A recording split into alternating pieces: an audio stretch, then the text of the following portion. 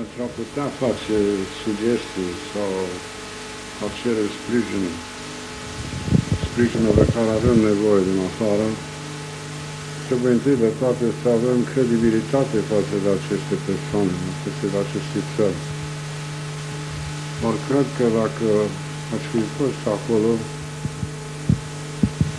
această credibilitate cred că ar fi crescut destul de mult, fiindcă ar fi fost o ruptură foarte clară la trecutul comunist și la ceea ce trebuie țara noastră să devie.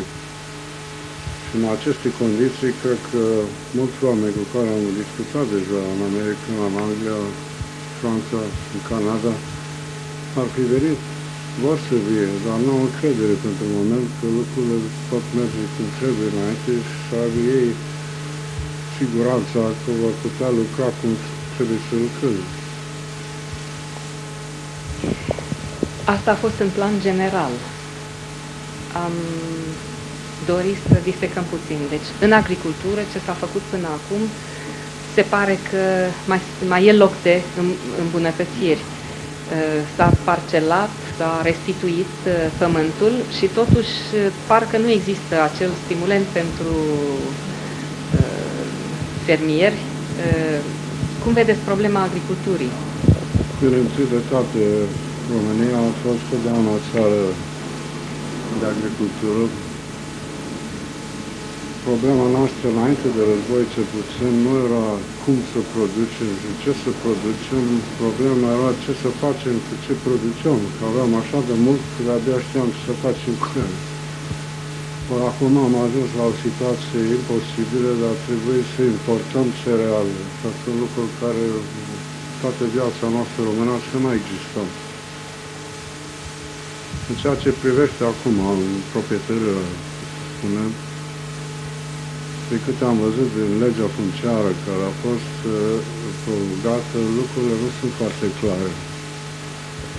În sensul că țăranii cred că nu au absolută certitudine că ce li se dea va rămâne al lor. Că au fost anumite cazuri care nu s-au spus, unde oamenii au avut un mic petic de pământ, au sămățat, au lucrat și după un an a venit să se spune că a fost o greșeală, că nu mai a lor și să fie la altcineva. Ori, în condiții de felul ăsta, cred că nimeni nu vrea să lucreze cum trebuie. Aici ar fi multe lucruri de făcut. În domeniul industrial, credeți că privatizarea este o soluție? Bine, privatizarea nu numai industrială, în general.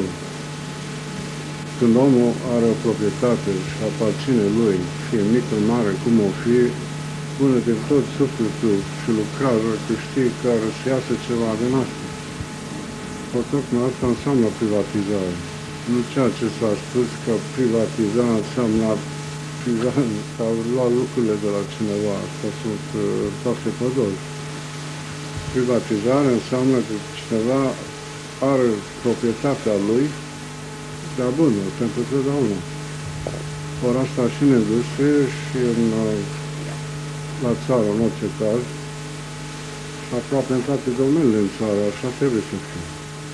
Așa se poate întinde lucrurile, se poate recupera tot acest an pierdut.